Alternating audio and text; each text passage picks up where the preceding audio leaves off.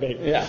All right. So, did you check in at Foursquare when you got here? I haven't. Well, I checked in right before we began taping. Okay, I didn't check in yet. And why is that? well, because it's Do you hate Foursquare? I like Foursquare actually. I am enjoying using it. It's a fun thing. So, just in case you don't know what Foursquare is, there's a location-based service for for smartphones, effectively, right? Yeah. So your iPhone, your BlackBerry, your Android phone. It's called Foursquare. So Foursquare.com or playfoursquare.com. You create an account. You can, when you go to a restaurant or a store or any other type of venue, you can or an ATM, yeah, or a subway station, a square on the side, subway station, right. right and laughs. Yeah. Right? You can check in and you get points. So it's kind of got a game aspect to it. You check in and you get points. Well, there are a lot of these location-based services. You have Looped and Brightkite and Where. There's one called Where. There's also Going. There's other stuff that has event stuff, like a meetup type thing. That's what Going is. Yeah. And they're all based on the GPS in your smartphone, or they use the cell signal or a Wi-Fi signal to triangulate where you are. Give you some options, right? Yeah. That's what Foursquare typically does. The iPhone I'm walking around with now doesn't have a GPS. Yeah. And it can find me anyway just by figuring out where the cell towers are and where local Wi-Fi is. And then triangulate and say, okay, you're here. This stuff is in your area, right? In your area. You haven't checked in yet. Right. So until Foursquare, which, by the way, just got funded on Friday. Okay.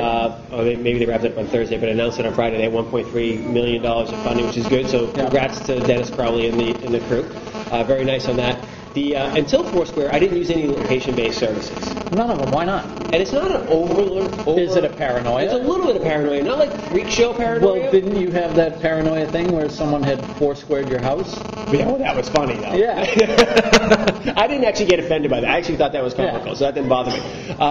But it was more of the thing about, you've heard people talk about it's in our social media circles when they tweet about where they are, whether they're at a restaurant or a bar or something like that, and people actually come find them because Chris Brogan's at this restaurant. That guy found me during one of our tapings, and he came by and sweaty guy. Sweaty guy came by and dropped off the press release to me. Exactly. Right. So what I like about Foursquare, besides the game element, because it does kind of make it fun, is the fact that it has like a closed loop. You can choose to tweet out your locations, or you can keep it within the Foursquare loop. So I don't tweet out my location, so only people who are my Foursquare circle will get notified if you're around. My location, so I don't really care. I've approved those people to see where I'm at. So that's kind of a nice little. There are some drawbacks, though. I mean, one of the drawbacks was when I was in India a little while back at a journalism conference, I wanted to check in. Indiana. Yeah. You said India. I said Indy.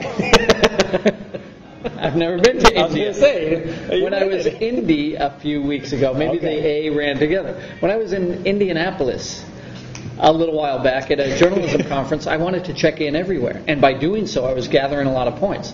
Well, I got a rash of crap from people back here in Boston because Foursquare's default is to put any points that you get if you're outside your home area and in an area that doesn't have a home area back at your place. So I was getting Boston points for Indianapolis check-ins, which the people at Foursquare said, yes, that's the way it's supposed to work. Yeah. And when I spoke to them last week on the phone, I said, people don't like that, so what are we going to do about it? And they agreed, at least in principle, to set up a virtuoso category. So when you're away in a town that doesn't have... Is that your idea for the name? Yes. Okay. When you're in a town that doesn't have a Foursquare entity set up yet, you'll get virtuoso points. Okay. Or the traveler points. They'll probably call it the traveler, and I'll be all bummed. Yeah, something because like that. virtuoso, copyright Jeff Cutler, 2009, will be kind of cool because at least you'll get traveler badges and stuff like that and be able to compete on points against people who are in the same limbo. Okay. When I'm going to Oktoberfest, I want to check in over in Munich, and I don't think Foursquare's made it over there yet. And I think there are going to be people back here a little peeved if I'm checking in at the beer garden For more than one reason. Well, it's funny with me. So Boston is one of the cities that's on Foursquare, Right. and I don't live in Boston proper or like immediate. You're close enough to the but city. I'm close enough. But when I'm out in Central Mass or Metro West, is however you want to phrase it. People were freaked out when I went to New York a little while ago. Most of the places that I go to, I'm adding, so I get lots of points because I add stuff. Yeah. But I think let's talk about the importance of or the value, I guess, that can be had from such a service, because a lot of times we run into the social media tools and on the surface we go, this is idiotic. Why would I want to tell people where I am? Yeah, it's a game, it's goofy. But there's real business value. There is. And you actually have a kind of inside story about it, right? Here are two factors. Here's the inside scoop, and then I'll give you my take on it based on what I heard on another technology show, or a technology show. I don't know if we're strictly a technology food show. I don't know what we are. We're lunch. We're lunch, yeah. My take on it, after speaking to the guys over at Foursquare, is that they're going to try and market this towards businesses. Yeah. So if you and I show up at Henriettas and we've checked in a couple times, we may get points or get a discount, or they'll bring us a dessert or something for being on Foursquare, and they'll have a way to figure that out, because we'll show them the iPhone or show them the smartphone and say, hey, I'm the mayor of Henriettas, and they'll say, oh, you get the flan, or whatever happens, which would be fabulous. Flan? I know. No one eats flan. Why I eat flan. Oh, I it's love like flan. gelatinous and gross. If they have flan on the menu, I will order it today. You have flan on the menu? Is flan? So that's one factor, the whole commercial aspect of it. The other thing I was going to mention, and I got this from this tech show, was people are talking about how the GPS in their smartphone is going to do away with the in-car GPSs and everyone's going to navigate using their phone. That's crap. You think so? Oh, yeah, because trying to navigate while carrying your phone in the car is dangerous, for one. I mean, I don't advocate using text messaging or calling or anything while you're in the car. You're an advocate, but you do it. And two, the interface on the TomToms and other devices are made for people to just quickly jab at, and they respond quickly, whereas you have to have a fine touch to figure out where you're going. Google Maps in the car, you'll go off a cliff before you can get that little flag to disappear. So I don't think that's coming anytime soon. It may be a number of years from now when the technology catches up with it, but I don't think the personal navigation devices that have one purpose are not going away anytime soon.